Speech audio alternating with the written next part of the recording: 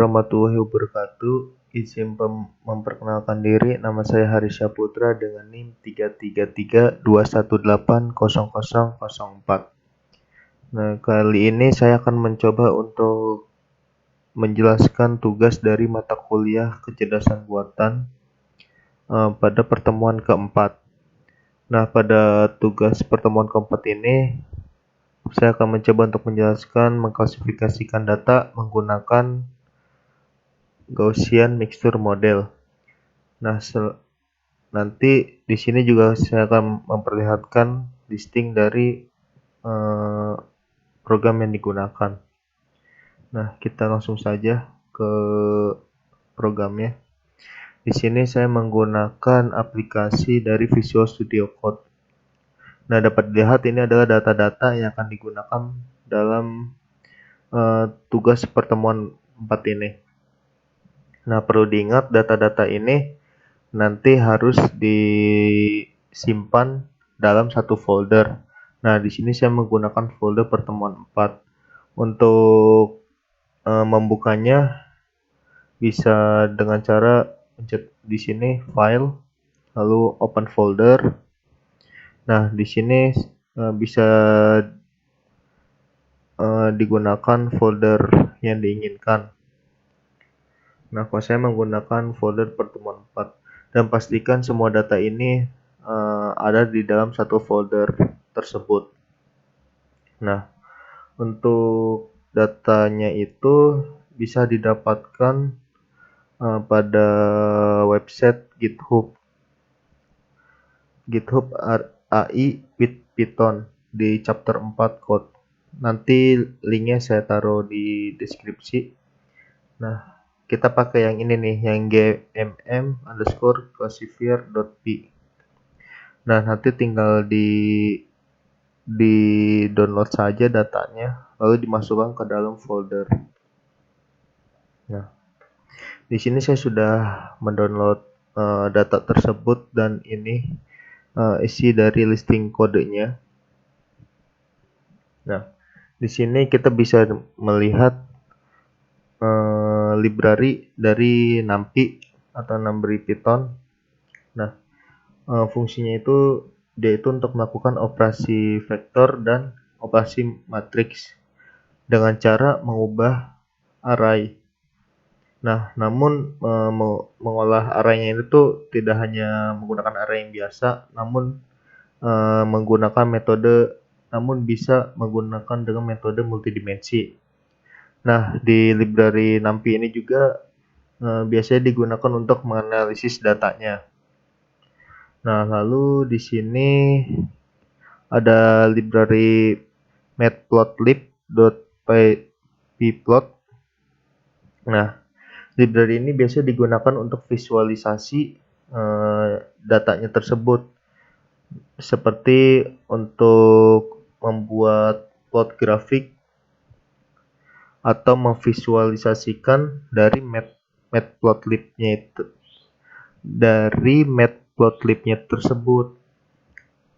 Nah, di mana nanti gambar yang dihasilkan atau grafik yang dihasilkan itu terdiri biasanya dari satu sumbu atau lebih dari satu sumbu. Nah, lalu di sini ada sklearn. Nah, si sklearn ini digunakan untuk processing data atau bisa digunakan untuk training data.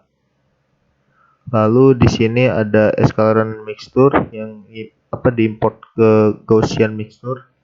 Nah, ini itu digunakan untuk membuat sebuah tipe model yang terdiri dari komponen Gaussian mixture tersebut.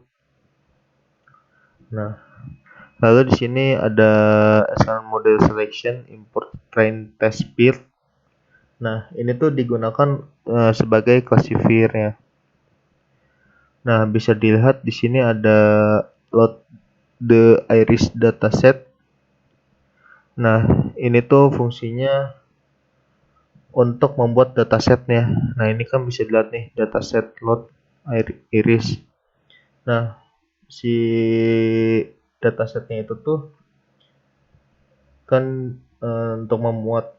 Nah, tapi dengan memasukkan si variabel X dan Y-nya dari dataset tersebut.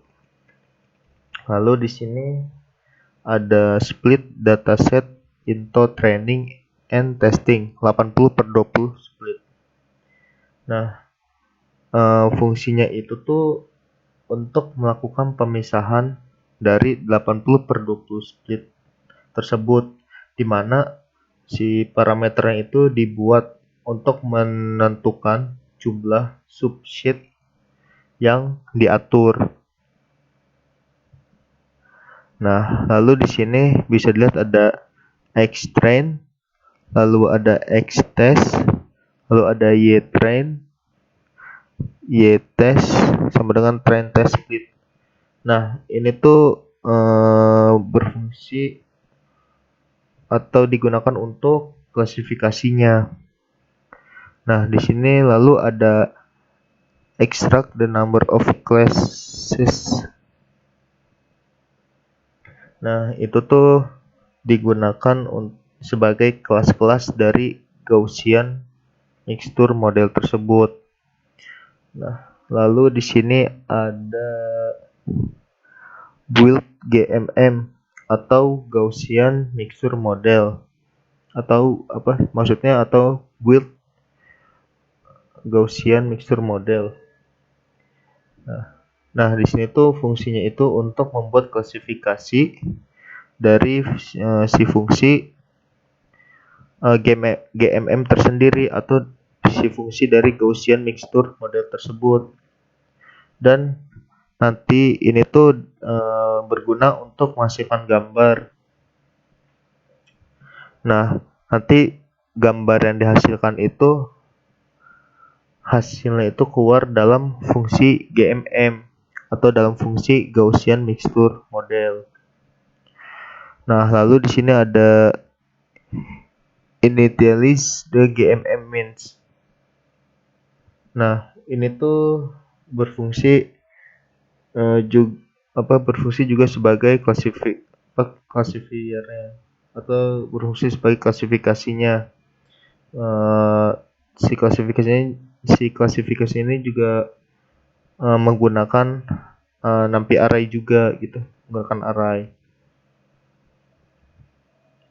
Nah, lalu di sini ada draw boundaries. Nah, ini tuh berfungsi untuk menghasilkan gambar outputnya nanti. Nah, bisa dilihat dalam draw boundaries ini tuh kita bisa mengatur mulai dari bentuk dan warna si gambar outputnya nanti. Nah, di sini tuh kita bisa mengatur itu semua. Ini tuh pokoknya untuk mengatur gambar output yang akan keluar nanti saat kita menjalankan programnya.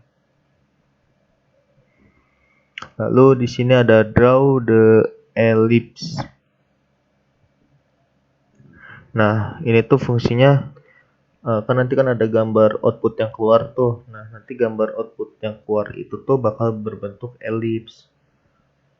Nanti hasil gambar output yang keluar itu akan berbentuk ellipse. Nah, di sini ini juga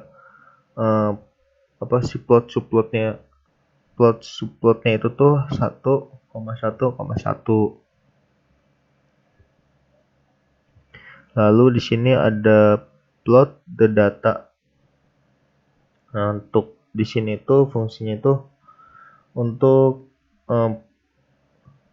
plot data pada saat sudah divisualisasikan. Nah, ini kan bisa dilihat nih plot datanya itu, misalkan kayak yang seperti ini.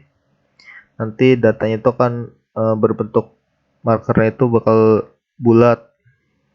Lalu face color non, artinya itu nanti tidak akan berwarna. Lalu untuk plot data yang ini nanti markernya itu S atau square, kotak. Nanti face color itu black warnanya. Lalu di sini ada compute prediction for training and testing data. Nah, ini tuh fungsinya itu untuk prediksi dari akurasi data yang sudah diinput tadi. Nah, ini tuh pokoknya untuk memprediksikan akurasi data yang sudah diinput sebelumnya. Oke, selanjutnya kita run saja datanya. Nah, ini lagi proses.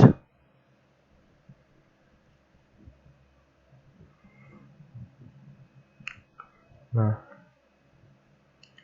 bisa dilihat dari gambar output yang keluar. Di sini terdapat tiga apa sih? Oh ya, sebelumnya ini tuh hasil output dari GMM classifier atau klasifikasi dari Gaussian mixture model. Di sini terdapat tiga gambar, yaitu warna hijau, biru, dan merah. Nah, ini kan dalam bahasan sebelumnya sudah dikasih tahu tuh bahwa nanti hasil output yang keluar itu yang ini nih, yang draw the ellipse. Nanti hasil output gambar yang keluar itu akan berbentuk elips. Nah, ini kan bisa dilihat ketika gambar tersebut berbentuk elips. Nah, lalu yang titik ini adalah yang titik-titik ini yang warna hitam dan putih ini merupakan plot datanya. Bisa dilihat kan tadi dalam yang ini nih, yang plot datanya nih. Bisa dilihat kan yang ini nih. Kayak seperti plot data yang ini, yang pertama markernya 0. Nah, bisa dilihat kan nih ada yang ada yang berbentuk lingkaran, lalu face colornya non atau tidak berwarna. Nah, ini. Lalu untuk data ini markernya S atau square berbentuk kotak, lalu face colornya black. Nah, bisa dilihat yang ini berbentuk seperti kotak, lalu berwarna hitam. Mungkin ini juga bisa lihat nih. Nah, di sini bisa dilihat akurasi prediksi dari akurasi data yang sudah diinput tadi. Nah, akurasi pada training data itu sebesar 24,44443, sedangkan prediksi akurasi data pada testing data yaitu sebesar 16,66664. Nah, ini tuh merupakan prediksi akurasi dari training data dan testing data pada data kali ini. Mungkin segitu saja yang bisa saya sampaikan. Apabila ada salah kata atau kesalahan dalam penjelasan tugas kali ini, saya minta maaf. Sekian dari saya. Wassalamualaikum warahmatullahi wabarakatuh.